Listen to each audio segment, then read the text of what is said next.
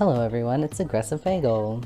Just so you know, you guys can call me Jay or Bagel, it doesn't really matter to me. I'm called both on the internet, mostly.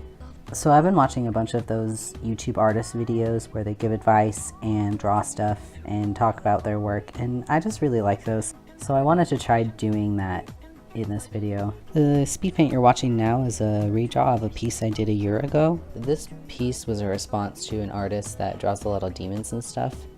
I love their work, it's fantastic. They go by Neomatrix on DeviantArt, and I'll be posting a link to their page in my description. But I drew this piece because I just liked all of their demon work and I wanted to try something like that, but I didn't want to draw a demon, I don't know.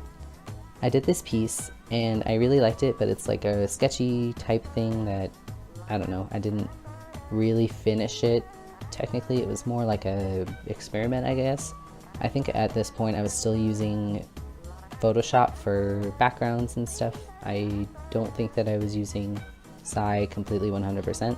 But I wanted to redraw it because I liked the idea and I liked the setup and the colors, and I wanted to see what it would look like in my recent style. I've always wanted to do one of these redraw art thingies, but I never had a piece that I really wanted to redraw because a lot of my old pieces are fan art and I'm not really 100% a fan of those things anymore. So this piece not being connected to anything sort of makes it easier for me to redraw and put on this channel. So sort of in the theme of this, I wanted to talk about why you should keep all of your old art.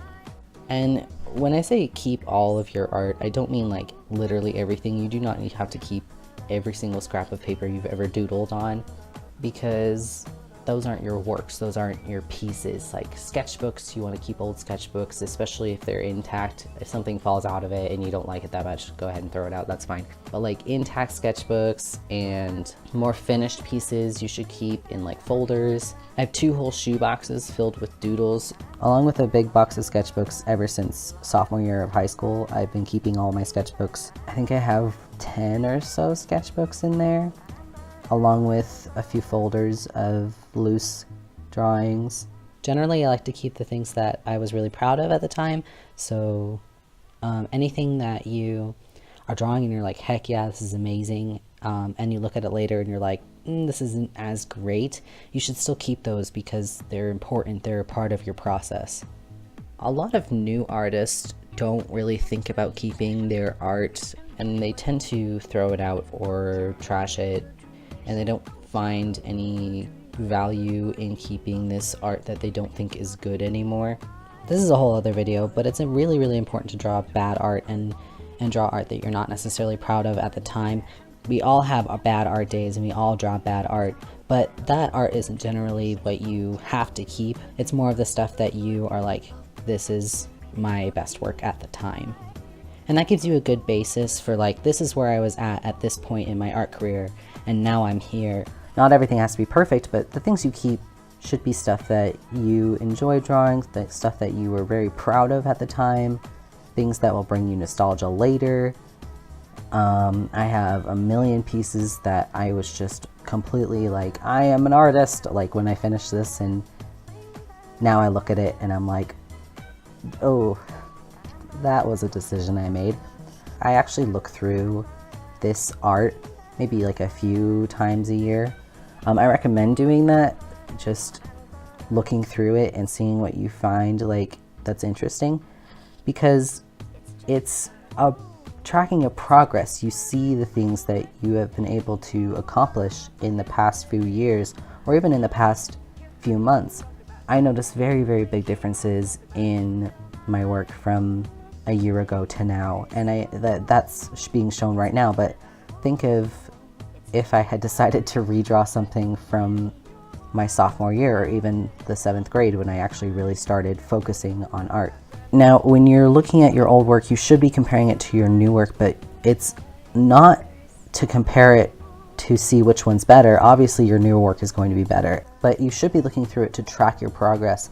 It's not to shit on your old art and feel bad that you weren't as good as you are now back then, or feel bad that this piece that you were so proud of isn't actually that good. Sometimes it's fun to make fun of old art, like it's fun to like poke fun. Your goal isn't to be making fun of your old self or feeling bad about your old self or feeling bad about your old work. It's to recognize how much progress you've made. Another good thing about keeping all of your old work is that you might have had some really, really good ideas back then that you were not able to fully realize with that art style you were using, or your technique, or maybe it was just a sketch and you were thinking about bringing it back later but you never did. So it's important to keep these sketchbooks because you can look through them and be like, oh my gosh, there was this great idea that I had and now I have the actual skill to fully realize this idea. And that's like really, really cool because you had this old idea and it was great, but you couldn't get it to come out of your hands because you weren't as skilled as you are now. You can also revisit old styles that you used to do, something that you were experimenting with but maybe dropped because you found a different style and then you went, but there's still this old style that's like lingering that you could pick up and see if you can bring it into your new style.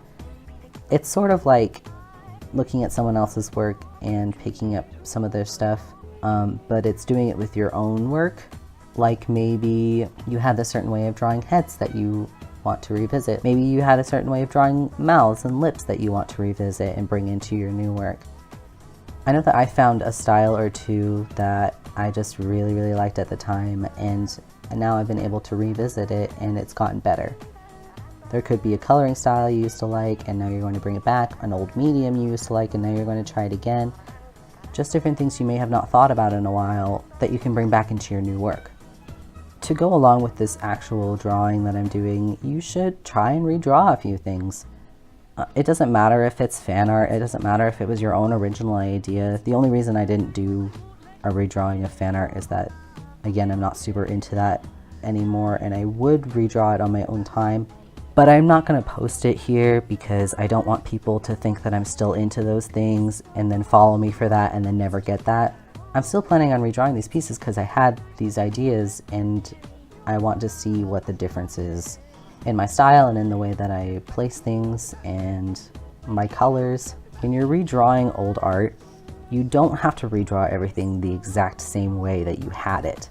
If there's something you don't like about the colors, change them. If there's something you don't like about the way that you laid it out, change it. It doesn't matter if it's the exact same. What matters is that you're thinking about it in a different way. You have different ideas, you have different skills, you're learning and you're putting it at a different level. Or if you're looking through an old sketchbook and you see something that you maybe want to redraw, you can just draw it right next to that old thing. It doesn't have to be a finished piece, it can just be a little sketch that you spend a few seconds on. So you should keep your old art, you should keep your old writing, you should keep your old singing, you should keep these things to preserve them and track your progress and maybe revisit those ideas. It's a part of the learning process of any type of art. And it feels really, really good when you're looking at something and you're like, heck yeah, I can do so much better than this now. This was my best a few years ago, but now I have something even better. So that's all I have to say about that topic.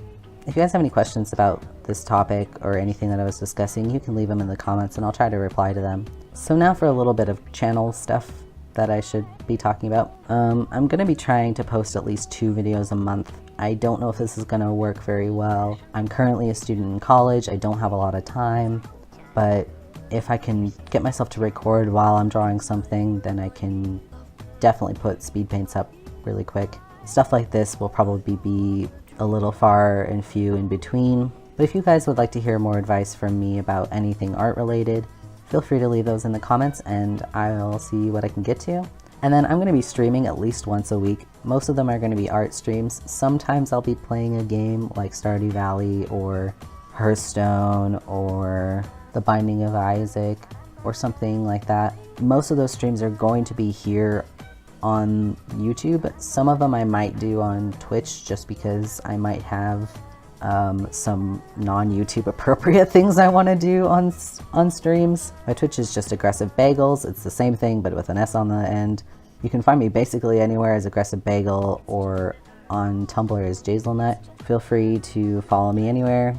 Feel free to send me messages. Feel free to ask me any questions. I'm all game.